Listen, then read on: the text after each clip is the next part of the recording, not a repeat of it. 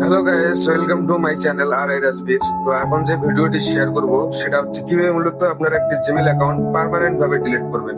তো পার্মানেন্ট ভাবে ডিলিট করার জন্য আমাদের যেটি করতে হবে, সর্বপ্রথম গুগল প্লে স্টোরে প্রবেশ করব। তো প্রবেশ করার পর আমরা এখান থেকে যে অ্যাকাউন্ট ডিলিট করব সেই অ্যাকাউন্টের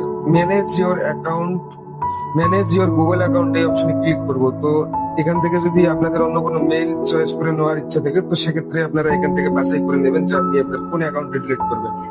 তো আমি এই এয়ারড্রপ অ্যাকাউন্টটি এখন ডিলিট করব। তো ডিলিট করার জন্য সর্বপ্রথম আমাদের ম্যানেজ ইওর গুগল অ্যাকাউন্টে ক্লিক করতে হবে। দেন এরপর ডাটা এন্ড প্রাইভেসি এই অপশনটা যে আছে এখানে ক্লিক করতে হবে। দেন এরপর নিচে স্ক্রল করব। নিচে স্ক্রল করে আসার পর ডিলিট ইওর গুগল অ্যাকাউন্ট এই অপশনটিতে ক্লিক করব। তো এখানে ক্লিক করার পর কিছুক্ষণ লোডিং নেবে।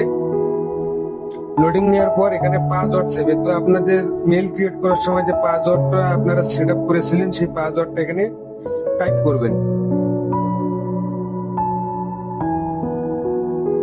তো আমি আমি এখানে আমার পাসওয়ার্ডটি প্রবেশ করলাম। তো পাসওয়ার্ডটা আমার ভুল হয়েছে, যার কারণে আমি আবারও টাইপ করছি।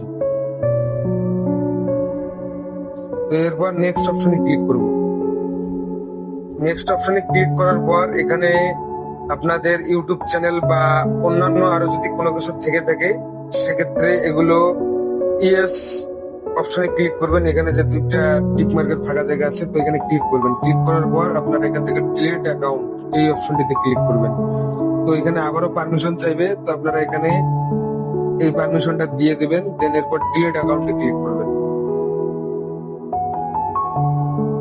তো লোডিং নেওয়া হয়ে যাওয়ার পর এখান থেকে রিকভার অপশন দেয়া থাকবে। তো চাইলে আপনারা এখনো আপনাদের অ্যাকাউন্টটা রিকভার করতে পারবেন। আর যদি না চান তাহলে এখান থেকে একদম ব্যাক চলে আসবেন। ধন্যবাদ, আজকের মতো এই পর্যন্তই। ভিডিওগুলো যদি ভালো লেগে থাকে অবশ্যই লাইক কমেন্ট শেয়ার করবেন আর সাবস্ক্রাইব করতে অবশ্যই